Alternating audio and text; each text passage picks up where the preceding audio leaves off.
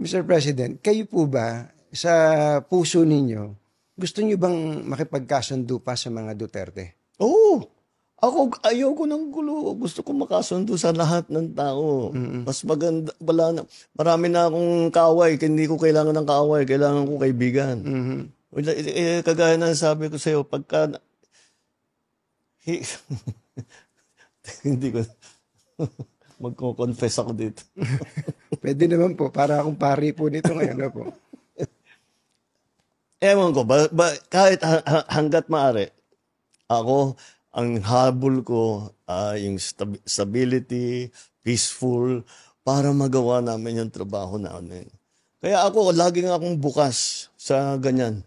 I'm always open to any approach na, alika, magtulungan tayo. Diba? Kahit hindi tayo magkasundo sa polisiya, hindi tayo magkasundo. Gawin nyo yung trabaho, pero wag na tayong nanggugulo.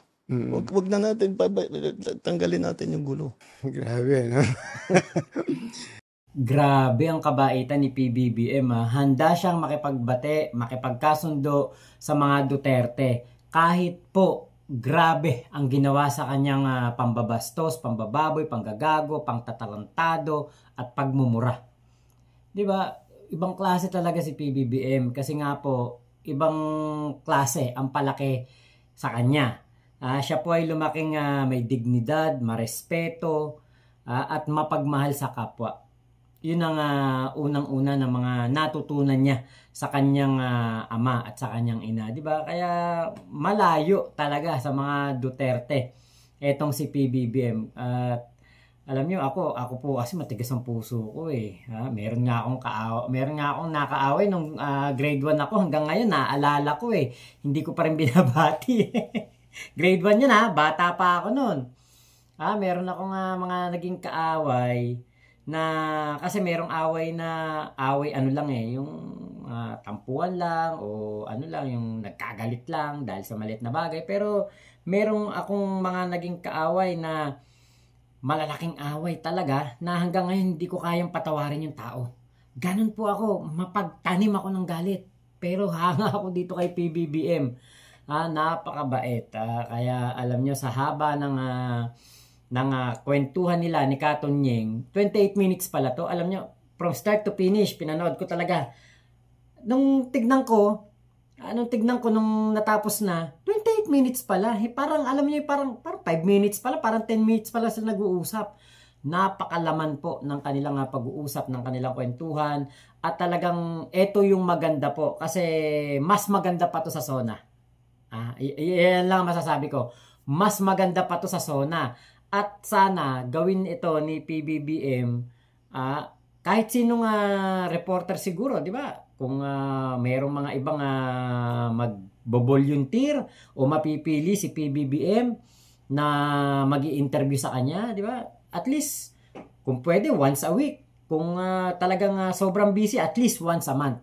At least buwan-buwan meron tayong abangan na podcast ni PBBM, di ba? At dito maisisiwalat niya ng alam niyo yung casual lang na pagkukwentuhan, di ba? Maisisiwalat niya, masasabi niya ang mga plano, ang mga dapat gawin, ang kanyang mga ano yung kanyang mga naging pagkukulang, ano yung kanyang itatama, ano ang kanyang dapat na tutukan, di ba? Napakaganda po nitong ganitong podcast na ito. Actually, dun sa nakarang administrasyon na kada Lunes inaabangan po yung Talk to the Nation ba o Talk to the People? Talk to the People yata ni Digong. Kaya lang yun po kasi nagamit sa propaganda, di ba? Puro out of context, out of topic ang mga pinagsasabi doon ni Digong, paninira sa mga kalaban sa politika. Kaya hindi yun naging maganda kasi every Monday ang inaabangan yung sino yung mumurahin niya, sino yung aawayin niya, sino ang kanyang kumbaga ibubuking, di ba? Mga ganun pero dito kay PBBM, ang ganda talaga. From start to finish, hindi mo mahalata, di mo mapapansin na 28 minutes pala ng buhay mo ang papanoorin mo yung video niya na yon. Tapos marirealize mo parang bitin. Parang kulang pa. Sana at least mga 1 oras man lang. Kaya po, dito sa nalaman natin na ito, na si PBBM ay handang makipagkasundo po sa mga Duterte. Nako, diba napaka mapagkumbaba, napaka humble. Saan ka nakakita ng ganong tao na grabe ang ginawa sa kanya pero siya po ay handa pa rin makipagkasundo para sa bayan? Actually, wala naman po talagang ginawa si PBBM na masama sa mga Duterte. Hindi naman inaaway ni PBBM ang mga Duterte. Alam nating lahat yan. Kung sino ang unang nagtawag ng bangag kay PBBM, sino ang unang mga sumabog ang galit, kung sino ang mga unang mga napikon. Di ba? Alam naman natin mga Duterte yan 'Di ba? Dahil dun sa hindi nabigyan ng intelligence fund at parang naimbestigahan na yung intelligence fund, tinanggal lang yung confidential funds. Parang doon nagsimula yun Ako tanda-tanda ko yun 'Di ba? Yung speech ni Sara na kung sino ang kokontra ba o lalaban sa intelligence funds o confidential funds ay kalaban daw ng bayan, 'di ba? Yun doon nagsimula yun. Tapos malaman-laman natin na ito palang mga intelligence funds natin, confidential funds ay pinagmumula ng pagbubulsa ng pera ng mga taong hindi natin alam kung totoong tao.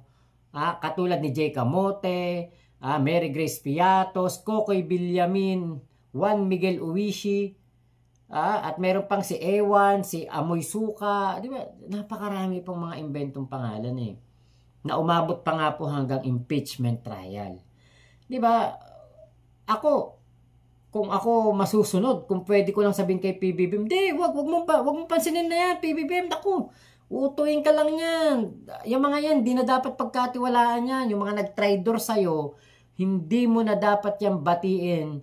Yung mga kinalabang ka o inaway ka, hindi mo na dapat yan pinapansin o babatiin ulit kasi mataas ang tendency na gagaguhin ka ulit niyan, tatarantaduhin ka ulit niyan. Ganun ako kapag nakaaway ko na, wala na, hindi ko na yan hindi ko na yan papansinin. Pero may mga situation na depende sa tao kasi. Pero ito nakita ko kung gaano kagrabe ang ginawa nitong mga masasama na salita kay PBBM. Grabe ang ginawa nitong pangbabalahura kay PBBM at kay First Lady. Kasama pati mga anak. Diba kaya, ay nako, bait talaga ni PBBM. Talagang the best ka PBBM na na sa aking tanang buhay sa edad kong 25. Sinungaling po ako sa edad. Sa edad ko na to. Ikaw ang naging presidente na nakita kong pinakamabait sa mga naging yung bang nagkamalay na ako na presidente kasi nagkamalay ako presidente kay Pinoy. Hindi, actually nagkaroon ako ng isip sa politika panahon ni Pinoy. Kasi dilawan kami noon ang pamilya ko liberal. Ang partido ng aking mga kamag-anak sa Bulacan noon ay liberal. Ang tagal na naging kumbaga namulat ako kasi naging pupunta akong Kapitolyo, pupunta akong mga munisipyo. Nakita ko ang politika sa Bulacan Nagkaroon ako ng muwang.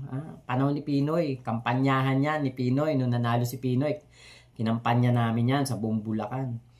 Doon ako nagkaroon ng ng parang muwang na ito pala yung politika, ito pala yung mundong ginagalawan ng mga politiko, ito pala yung kampanyahan, ito pala yung pangangampanya. Nung panahon ni Pinoy, natalo yung kandidato namin noon sa pagka-governor, kung di ako nagkakamali. Natalo.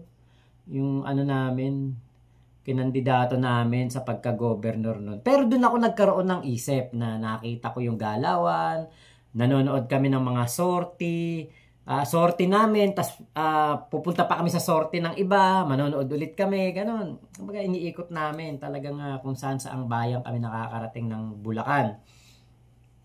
Doon ako nagkaroon ng malay pero ibig sabihin, doon sa panahon ni Erap, Gloria, ni FBR, nitong kay Pinoy, hanggang kay Digong, hanggang kay PBBM.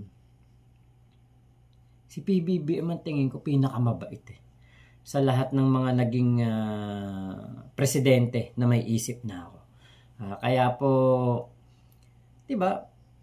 Paano nagagawa ng mga tao na magalit kay PBBM? Paano nagagawa ng mga Duterte, ng mga pro-Duterte, ng mga didilis, na magalit kay PBBM kung ganito kabait si PBBM, ganito siya kababa, hindi siya mapagmataas, inaako niya ang lahat ng pagkakamali, inaako niya ang mga pagkukulang. How can you hate this president?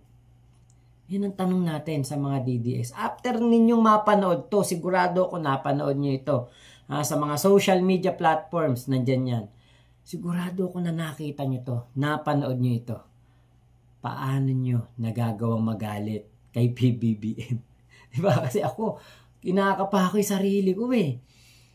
Kahit man lang 1% o 0.1% man lang na parang inis kay PBBM, wala eh.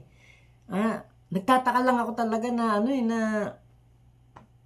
paano talaga nagagalit ang mga, paano naging G na G ang mga DDS dito kay PBBM. Gayong napakabait na tao, di ba? Napakamapagkumbaba. Kung ano yung dating BBM na nakikita ko nung mga panahon senador siya, mga panahon na siya governor, congressman, parang parang hindi nagbago. Hindi siya nag-iba. Kung the way siya magsalita, the way siyang makipag-usap sa tao, harapan, yung sagot na mabilis, yung walang pag-aalinlangan, di ba? Kasi kung yung iba, kunwari, tanongin, willing po ba kayong makipag-ayos sa mga Duterte? Let's say, ako yung nasa kalagayan ni PBBM, ako yun.